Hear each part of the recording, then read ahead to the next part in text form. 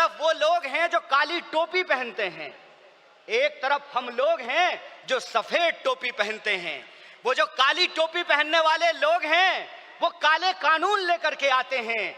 हम सफेद टोपी पहनने वाले लोग जो हैं वो गरीबी का अंधियारा मिटा करके, बेकारी का अंधियारा मिटा करके हम रोजगार का अवसर लाना कि हमारे सामने एमपी एमएलए बनने के अलावे गांधी बनने का अवसर है, भगत सिंह बनने का अवसर है, सरदार वल्लभ भाई पटेल बनने का अवसर है, सुभाष चंद्र बोस बनने का अवसर है, एनी बेसेंट बनने का अवसर है, अंबेडकर बनने का। आज में देश में जहां कहीं भी अन्याय होगा हम कांग्रेस पार्टी बन करके, कांग्रेस का कार्यकर्ता बन करके, गांधी का सिपाही बन करके गोडसेवादी विचारधारा को परास्त करने का काम करेंगे।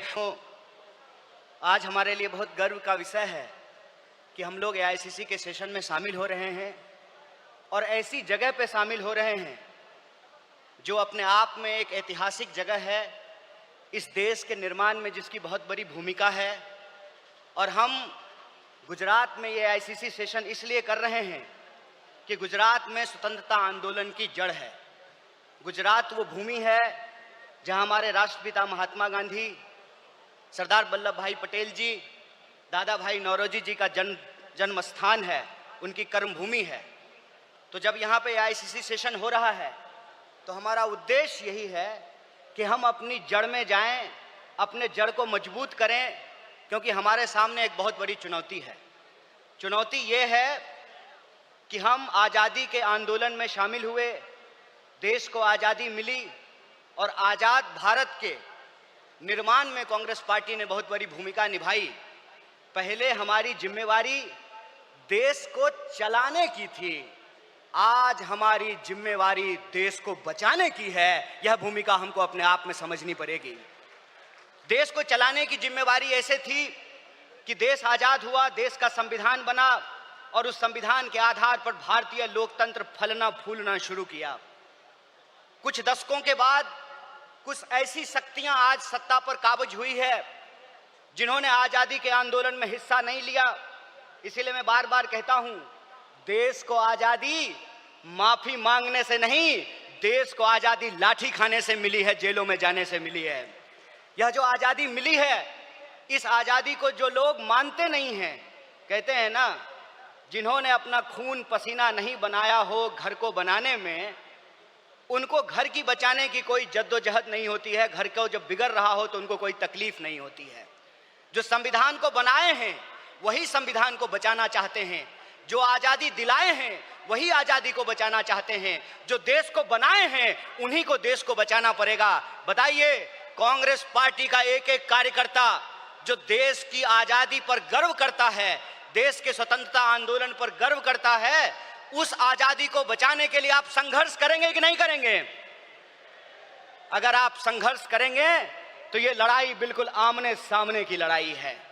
ये लड़ाई है कि एक तरफ वो लोग हैं जो काली टोपी पहनते हैं, एक तरफ हम लोग हैं जो सफेद टोपी पहनते हैं।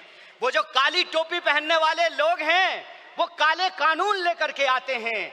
हम सफेद टोपी पहनने वाले लोग जो हैं वो गरीबी का अंधियारा मिटा करके, बेकारी का अंधियारा मिटा करके हम रोजगार का अवसर लाना चाहते हैं। हम अन्याय को समाप्त करके सामाजिक, आर्थिक और राजनीतिक न्याय लेकर के आना चाहते हैं। इसीलिए आज जब मैं आपके बीच में बोल रहा हूं तो सबसे पहले जो ड्राफ्ट है रेजोल्यूशन की, मैं उसके समर्थन में बोल रहा हूं। और यह जो न्याय पथ है जिसको लेकर के हमारा संकल्प है कि इस न्याय पथ पर हम चलेंगे, और न्याय पथ पर चलने का मतलब यह है कि देश में कहीं भी अन्याय होगा, चाहे वो अन्याय दलितों के खिलाफ हो, चाहे वो अन्याय गरीबों के खिलाफ हो, चाहे वो अन्याय पिछड़ों के खिलाफ हो, चाहे वो अन्याय आदिवासियों के खिलाफ हो, महिलाओं के खिलाफ हो, किसानों के खिलाफ हो, मजदूरों के खिलाफ हो, किसी भी भारतीय के खिलाफ अगर कोई अन्याय होगा तो उस काली टोपी वाले अन्याय के खिलाफ हम सफेद टी शर्ट पहन करके राहुल गांधी जी के बताए रास्ते पर चलेंगे। हम न्याय का योद्धा बनेंगे और न्याय का जो हमारी पहचान है, न्याय का जो हमारा ये सिंबल है, उसी से हम इस देश को बचा सकते हैं। और देश को बचाने की जो मुहिम है, इस संबंध में मैं आपको बता दूं कि आज एनएसयूआई का स्थापना दिवस है, फाउंडेशन डे है। स्टूडेंट और यूथ की एक बहुत बड़ी भूमिका है। स्टूडेंट और यूथ अलग अलग तरीके से इस देश में अपने हक और अधिकार को लेकर के संघर्ष कर रहे हैं। यह जो लड़ने वाले लोग हैं, जो न्याय के लिए लड़ रहे हैं, वो असल में कांग्रेसी हैं, और जो विचारधारा से कांग्रेसी हैं उनको हमको साथ लेकर के आना पड़ेगा। और मैं कांग्रेस के एक एक कार्यकर्ता को धन्यवाद देना चाहता हूं कि आप इस दौर में कांग्रेसी हैं जब लोग गद्दारी कर रहे हैं, कांग्रेस पार्टी के साथ बेवफाई कर रहे हैं, चंद दौलत के लिए, चंद सिक्कों की खनक के लिए अपनी पार्टी से गद्दारी करके उस विचारधारा से समझौता कर रहे हैं। उस वक्त आप कांग्रेस का झंडा थाम करके खड़े हैं। आप सिर्फ कांग्रेस के कार्यकर्ता नहीं हैं, इस देश को बचाने वाले आप जो है सेनानी हैं। जो स्वतंत्रता आंदोलन इस देश को मिला है, स्वतंत्रता सेनानियों ने जो स्वतंत्रता हमको दिलाई है, उस स्वतंत्रता को बचाने वाले आप संविधान सेनानी हैं। इसीलिए मैं आप सबसे अपील करने के लिए आया हूं कि ये आमने सामने की लड़ाई है, ये विचारधारा की लड़ाई है, और इस दौर में हमको उस रास्ते पे नहीं जाना है जो आसान रास्ता है, जो लालच का रास्ता है, जो कुर्सी का रास्ता है। मैं कहता हूं कि इतिहास ने हमको मौका दिया है, कांग्रेस पार्टी ने हमको मौका दिया है, तो हम एमपी एमएलए बनने की कोशिश जरूर करें, लेकिन हम जिस दौर में रह रहे हैं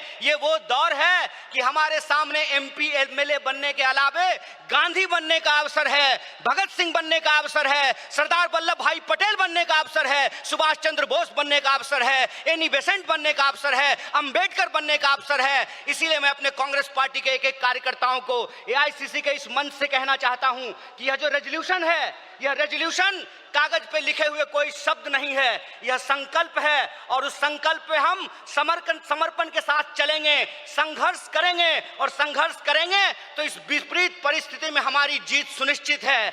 मैं देखता हूं कि कई बार कांग्रेस के कई कार्यकर्ता निराश हो जाते हैं, तो मैं उनको कहता हूं कि यह वक्त निराश होने का वक्त नहीं है, यह अपनी काबिलियत साबित करने का वक्त है, यह अपनी विचारधारा को साबित करने का वक्त है। और जावेद अख्तर ने बखूबी इस बात को लिखा है कि इस मुल्क में दो आवाजें हैं, इस मुल्क में दो आवाजें हैं। इस मुल्क में एक वो आवाज है जो दंगा कराना चाहता है, खून खराबा करना चाहता है, नफरत फैलाना चाहता है, और एक वो आवाज है जो मोहब्बत और न्याय की आवाज को बुलंद करना चाहता है। इसीलिए हम कहते हैं कि मुझे पामाल रस्तों का सफर अच्छा नहीं लगता, जिस दर जाते हैं लोग उधर जाना अच्छा नहीं लगता। आप कांग्रेस पार्टी के ईमानदार कार्यकर्ता हैं, आपके कंधे पर देश को बचाने की जिम्मेवारी है, आपके कंधे पर संविधान को बचाने की जिम्मेवारी है, और हमको पूरा भरोसा है कि आईसीसी सेशन के माध्यम से पूरे देश में यह संदेशा जाएगा, और कांग्रेस पार्टी का एक एक कार्यकर्ता मजबूत होकर के अपनी काबिलियत को साबित करेगा। वह पथ क्या, पथिक कुशलता क्या, जिस पथ में बिखरे सूल ना हो, नाविक की धैर्य परीक्षा क्या, जब धाराएं प्रतिकूल ना हो। इस प्रतिकूल समय में कांग्रेस पूरे दमखम के साथ उस काली विचारधारा के खिलाफ, उस काली टोपी के खिलाफ टी शर्ट पहन करके लड़ेगा, और यह टी शर्ट का जो सिंबल है वो न्याय का सिंबल है। उस अन्याय के खिलाफ हमको इस न्याय की आवाज को बुलंद करना है। मुझे पूरा भरोसा है कि आईसीसी सेशन से निकल करके हम अपने जिलों में जाएंगे, अपने बूथों पर जाएंगे, और समाज में, देश में जहां कहीं भी अन्याय होगा, हम कांग्रेस पार्टी बन करके, कांग्रेस का कार्यकर्ता बन करके, गांधी का सिपाही बन करके गोडसेवादी विचारधारा को परास्त करने का काम करेंगे। बहुत बहुत शुक्रिया, बहुत बहुत धन्यवाद। इनकलाब जिंदाबाद, जय हिंद, जय कांग्रेस। एक बार जोर से आवाज बुलंद कीजिए। यह आवाज साबरमती आश्रम से दिल्ली के तख्त तक पहुंचनी चाहिए। जय हिंद, जय हिंद, जय कांग्रेस।